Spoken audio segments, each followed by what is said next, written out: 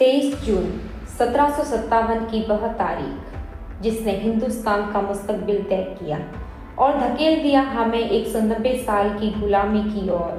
आज से ठीक 267 साल पहले लड़े गए इस युद्ध के नतीजों ने रखी देश की गुलामी की नींव। ये लड़ाई लड़ी गई थी नवाब सिराजुद्दौला और एक शातिर अंग्रेज सैनिक रॉबर्ट क्लाइव के बीच। इस युद्ध में दास्तान थी शादिशों की वफादार होके बिकने की, जिसकी वजह से ईस्ट इंडिया कंपनी को मिली हिंदुस्तान की राजगद्दी।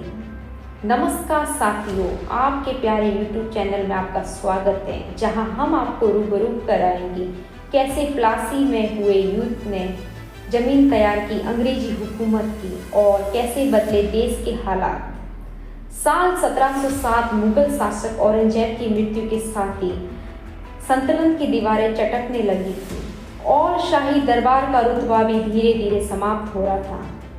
ऐसे में कहीं प्रांत सूबे बट गई थी और कई सूबेदार अब अपना राज बना रहे थे। लेकिन जहां एक तरफ देश में एक छत्रछ राज खत्म हो रहा था, वहीं दूसरी तरफ ईस्ट इंडिया कंपनी भी अपने पैर पसार रही थी। ईस्ट इंडिया कंपनी हिंदुस्तान में प्रांतीय शासक और अपनी प्रतिस्पर्धी शक्तियों से लड़ रही थी।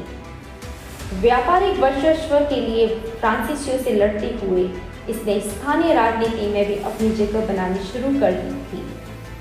विशेष तौर पर देश के सबसे अमीर प्रांत बंगाल में घुसकर अपने अनुसार काम करना आसान नहीं था, चूंकि सिराजुद्दौला के साथ चल रहे कंपनी के विवाद ने युद्ध का रूप ले लिया था और व्यापार करने की नीयत से आई कंपनी युद्ध के मैदान में कूद पड़ी और उससे साथ मिला नवाब के प्रधान सेनापति मीर जाफर, जो मौजूदा समय के पश्चिमी बंगाल के मुर्शिदाबाद से लगभग 20 मील दक्षिण की ओर और कोलकाता से तकरीबन 100 मील की दूर पलास का एक जंगल हुआ करता था।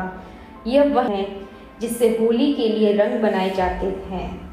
लेकिन 23 जून 1757 को इस जंगल में खून की होली खेली गई। नवाब के खेमे थे लगभग 500 सैनिक और साथ ही इनके साथ 50 तोपें भी थी। वहीं इस जंगल में फ्रांस के 50 बंदूकधारी और तोपची भी सिराजुद्दौला का साथ दे रहे थे। उधर सैनिक अंग्रेजी खेमे की बात करें तो उसमें शामिल थे लेफ्टिनेंट कर्नल रॉबर्ट क्लाइव, जिनके 3 से 4000 सैनिक थे। क्लाइव के पास तोप के नाम पर 12 तोपें थी। बहरहाल युद्ध की शुरुआत होती है, लेकिन कम सैनिक होने के बावजूद अंग्रेज बाजी हार ले लेते हैं और कारण होता है मीर जाफर और इस जीत के बदले मीर जाफर को मिली बंगाल की गद्दी। लेकिन वह एक कठपुतली शासक से ज़्यादा कुछ नहीं था। उससे अंग्रेजों के साथ की गई संधियों के जरिए बंगाल का नियंत्रण छोड़ने के लिए मजबूर होना पड़ा। शिराज की हार का मतलब यह भी था कि बंगाल में अब अंग्रेजी रह गई।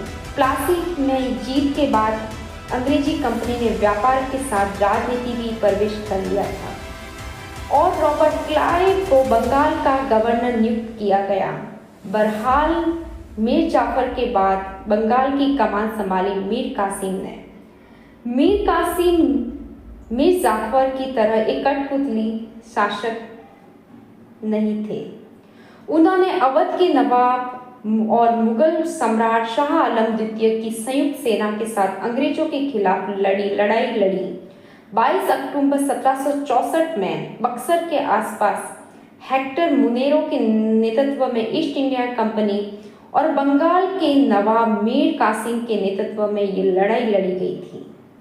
लेकिन युद्ध में अंग्रेजों की जीत हुई और इसके परिणाम में पश्चिम बंगाल, बिहार, उड़ीसा की दीवानी और राजस्व अधिकार अंग्रेजों के हाथों में चला गया।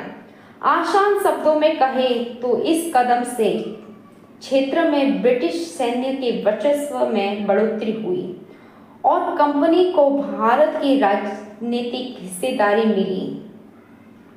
वही अब भारत उपयोग ब्रिटेन को निर्यात के लिए भारतीय सामान खरीदने के लिए किया जाने लगा। कंपनी ने करों को इकट्ठा करने और अपने क्षेत्रों की निगरानी करने के लिए एक नागरिक और सैन्य प्रशासन बनाया। अब यह केवल एक वाणिज्य संगठन नहीं रहा, बल्कि एक सादी शक्ति बन गया था। ईस्ट इंडिया कंपनी के मंसूबों को भारतीय शासक भाग गए थे और उन्होंने यह मालूम हो गया था कि अब अंग्रेज केवल व्यापार करने के लिए यहाँ नहीं है, उनके इरादे इससे कहीं आगे हैं। हालांकि इस दौर में भारत में कई सामाजिक बदलाव भी हुए और ईस्ट इंडिया कंपनी के खिलाफ विरोध के स्वर भी भारतीय राजनीति में प्रवेश कर कैसे ईस्ट इंडिया कंपनी ने उत्तर भारत से दक्षिण भारत की और इस दौरान देश में क्या क्या बदलाव हुए। दोस्तों, जल्द ही मिलते हैं इन सवालों के जवाब के साथ अगले भाग में। जय हिंद।